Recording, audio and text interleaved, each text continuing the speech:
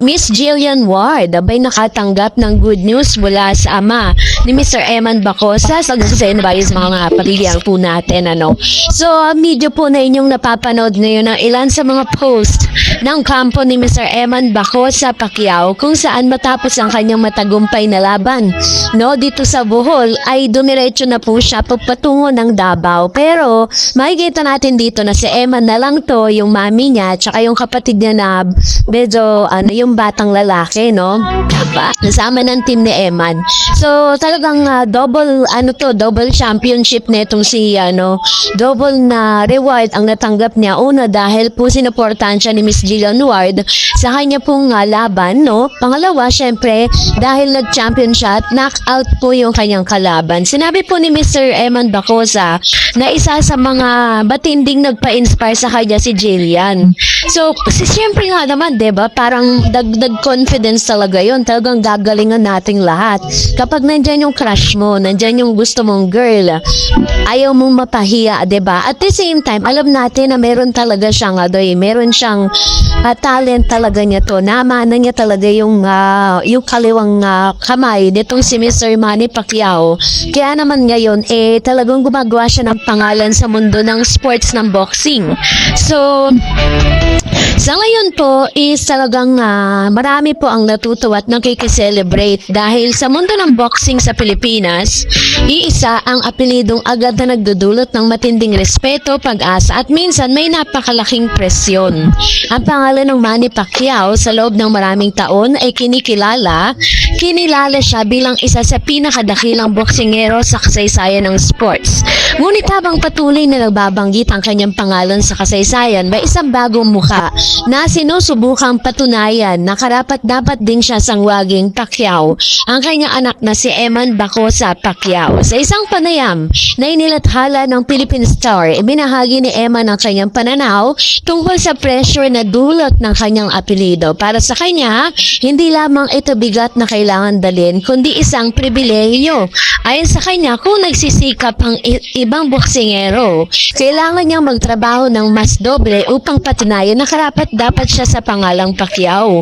Siyempre kasi pressure talaga yan sa kanya dahil pag sinabi yung Pacquiao, world champion Sa ulat na ito, tatalakayin natin ang kwento ni Eman Bacosa, ang kanyang pinagmulan, ang mga hamon ng kanyang hinarap at kung bakit ang kailangan paglalakbay sa boxing ay hindi lamang tungkol sa dugo ng isang alamat kundi sa sariling pagsusumikap upang maging karapat-dapat sa pangalang dala niya.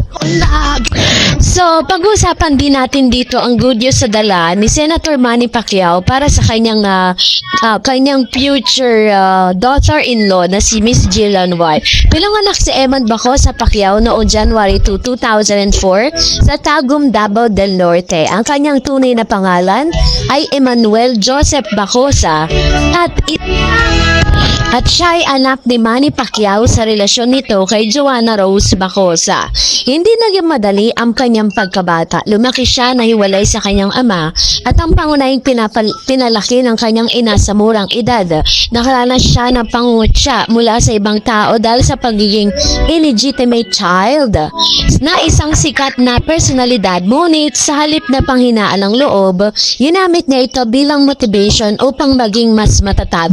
Sa katunayan, isa sa mga unang karanasan niya sa boxing ay nang hamunin niya ang isang bully sa kanilang lugar. 3 rounds silang naglaban at nagwagi si Eman at nakakuha pa siya ng 200 peso bilang premyo.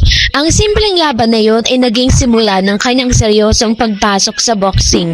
Para kay Eman, hindi lang ito talento ng dahilan kung bakit siya nagpatuloy sa boxing. Ang inspirasyon niya ay mapapanood ng kanyang laban o ng kanyang ama. Lalo na ang laban ni Manny Pacquiao laban kay Shane Mosley. Doon niya unang nakita kung paano nagtagumpay isang Pilipino sa pandaigdigang entablado. So hindi may kakaila na ang pangalang Pacquiao ay ay may kasamang matinding inaasahan. Ang kanyang ama ay nagwagi ng 8 world titles sa iba't ibang weight division, isang record na bihirang maabot sa boxing. Dahil dito, natural lang na ihambing ang bawat galaw ni Eman sa ginawa sa kanya ng ama.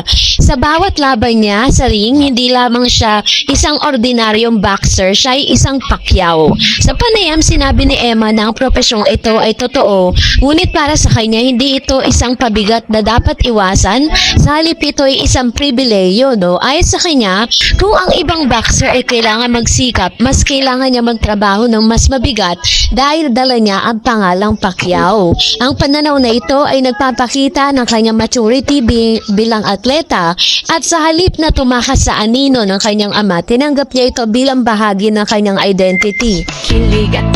So, kasabay nga lang mga kumakalat na photos and videos kung saan nakikitang sinuportahan ni Miss Jillian Ward itong si Mr. Eman Bacosa Pacquiao. Marami pa rin po talaga ang nagtatanong kung ano na nga ba talaga ang estado ng kanilang relationship. So, kitang-kita naman natin sa mga mata ni Mr. Eman, so sobrang in love talaga siya kay Jillian at hindi na po yan maikakaila. Kitang-kita sa mga mata niya na parang ayaw niya mapuknat sa pagtitig dito po kay Miss Jillian. So, marami po mga kumakalat na balita na ito daw si Jillian ay hindi gusto ni Manny Pacquiao, ni Senator Manny, pero meron din mga bali-balita na matapos magtagumpay, no? Ito po si Mr. Eman Bacosa Pacquiao sa kanyang katatapos lang na laban ay isang imbitasyon ang natanggap ni Jillian at ni Mr. Eman Bacosa Pacquiao sa mansyon mismo ni Senator Manny Pacquiao upang sila'y mag-celebrate para sa tagumpay ng kanyang anak. So, pinapakita dito ni Senator Manny Pacquiao na talagang wala man siya sa mismong laban ni Eman, ano?